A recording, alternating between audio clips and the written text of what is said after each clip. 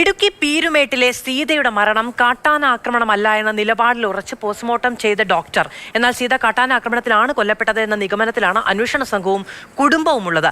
Postmortem റിപ്പോർട്ടിന്റെ പശ്ചാത്തലത്തിൽ വിശദമായ അന്വേഷണത്തിലേക്ക് പോലീസ് കടക്കും.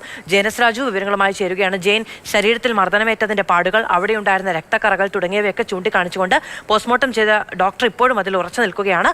പക്ഷേ കുടുംബവും പോലീസും ഈ നിലപാടിൽ നിൽക്കുകയാണ്. ഇതിന്റെ സത്യം അറിയുന്നത് എങ്ങനെയാണ്?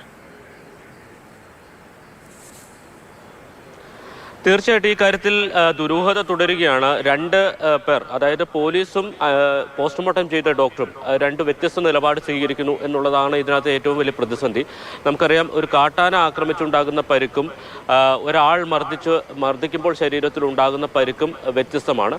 ഇൻക്വസ്റ്റ് ചെയ്ത അല്ലെങ്കിൽ ഇൻക്വസ്റ്റ് നടപടികൾ പൂർത്തിയാക്കുകയും ഫോറൻസിക് പരിശോധന നടത്തുകയും ചെയ്ത പോലീസിന്റെ നിഗമനം ഇതൊരു കാട്ടാന ആക്രമണം എന്ന നിഗമനത്തിലാണ് അവരുള്ളത്.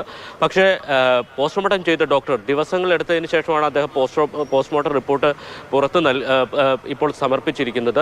അതായത് ഈ സംഭവം ഉണ്ടായ ഉടൻ തന്നെ, അതായത് പോസ്റ്റ്മോർട്ടം നടപടികൾ ഉണ്ടായതിനു ശേഷം ഈ വിവരങ്ങൾ മാധ്യമപ്രവർത്തകരോട് സ്വകാര്യ സംഭാഷണത്തിനിടയിൽ ഈ ഡോക്ടർ പങ്കുവച്ചിരുന്നു. അത് വാർത്തകളായി പുറത്തു വരികയും ചെയ്തു.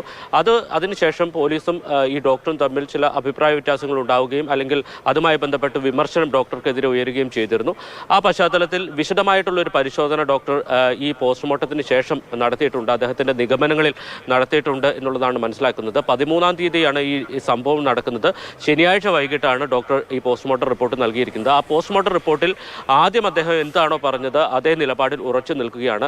ശരീരത്തിൽ ഏറ്റ, കഴുത്തിനും അതോടൊപ്പം തന്നെ നെഞ്ചത്തുമേറ്റ മർദ്ദനങ്ങളാണ് മരണകാരണത്തിലേക്ക് നയിച്ചത് എന്നുള്ളതാണ് ഡോക്ടറുടെ നിഗമനം. അതോടൊപ്പം തന്നെ തലയുടെ രണ്ട് വശത്തും പരുക്കൻ പ്രതലത്തിൽ ഇടിച്ച മുറിവുകളുണ്ട്. അതോടൊപ്പം തന്നെ വാരിയെല്ലുകൾ ഒടിഞ്ഞ് ശ്വാസകോശത്തിലേക്ക് കയറിയിരിക്കുന്നു. നാഭിയിൽ ചവിട്ടേറ്റതിൻ്റെ ലക്ഷണങ്ങളുണ്ട്. ഇങ്ങനെ ഒരു ആൾ മർദ്ദിക്കുമ്പോൾ എങ്ങനെയാണ് ഒരു മനുഷ്യ ശരീരത്തിൽ പരിക്കുകൾ ഉണ്ടാകുന്നതോ അതിന് സമാനമായിട്ടുള്ള പരിക്കുകളാണ് സീതയുടെ ശരീരത്തിലുള്ളത് എന്നുള്ളതാണ് പോസ്റ്റ്മോർട്ടം ചെയ്ത പീരുമേട്ടിലെ ഡോക്ടർ ആദർശ് രാധാകൃഷ്ണൻ്റെ നിഗമനം എന്ന് പറയുന്നത്.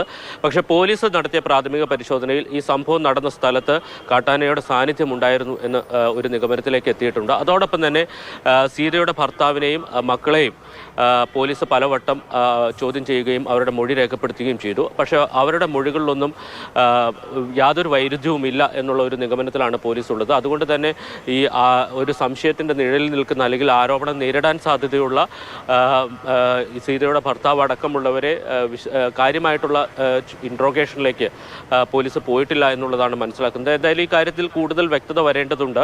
മരണകാരണം എന്താണെന്ന് കൃത്യമായി കണ്ടെത്തുക എന്നുള്ളതാണ്. ആരുടെ നിഗമനമാണ് ശരി എന്നുള്ളതാണ് ഇനി വ്യക്തമായി അറിയേണ്ടത്.